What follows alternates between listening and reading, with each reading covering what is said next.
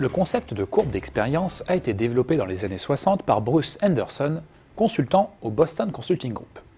Il est parfois confondu avec le concept parent de courbe d'apprentissage.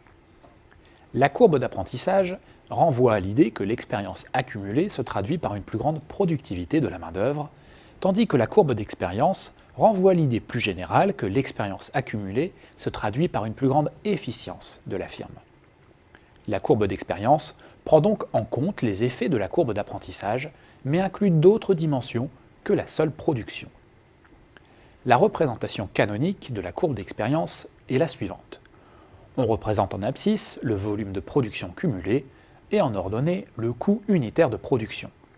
On constate, empiriquement, que le coût unitaire décline fortement avec l'expérience accumulée. Bruce Henderson mentionnait dans ses premiers travaux une baisse de 20 à 30% à chaque fois que l'expérience accumulée doublait. Cette baisse des coûts s'appuie entre autres sur une plus grande productivité de la main-d'œuvre et sur des économies d'échelle.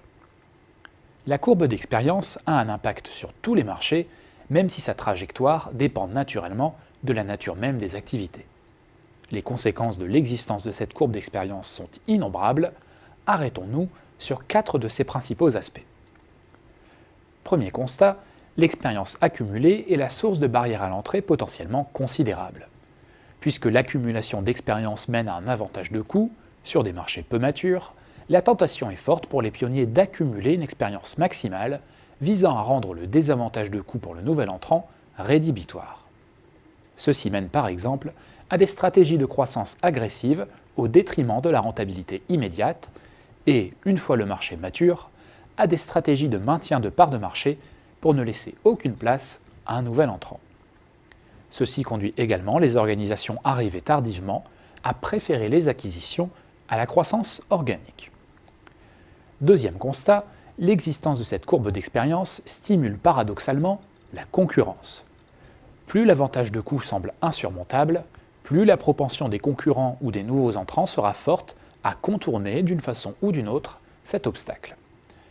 Pour reprendre la caractérisation des stratégies effectuées par Michael Porter, cela les incite à développer des stratégies de différenciation leur permettant d'être rentables sans pour autant avoir des volumes comparables avec le leader.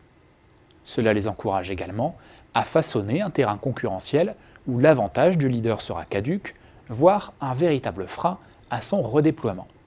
C'est ce qui caractérise notamment les innovations de rupture. Troisième constat, il faut garder à l'esprit que l'expérience, atout du leader, est aussi source de faiblesse.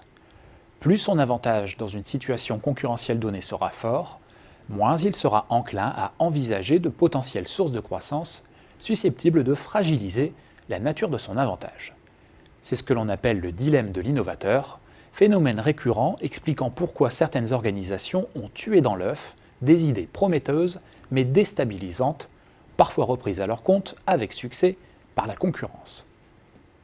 Quatrième constat enfin, les nouvelles technologies notamment ont facilité l'essor de produits au succès mondial, mais bâtis par la somme des expériences d'un grand nombre d'opérateurs critiques. L'expérience de l'entreprise ayant la contribution la plus nette à ce produit est ainsi sensiblement plus relative, facilitant l'acquisition par un nouvel entrant d'une quantité importante d'expérience via des partenariats.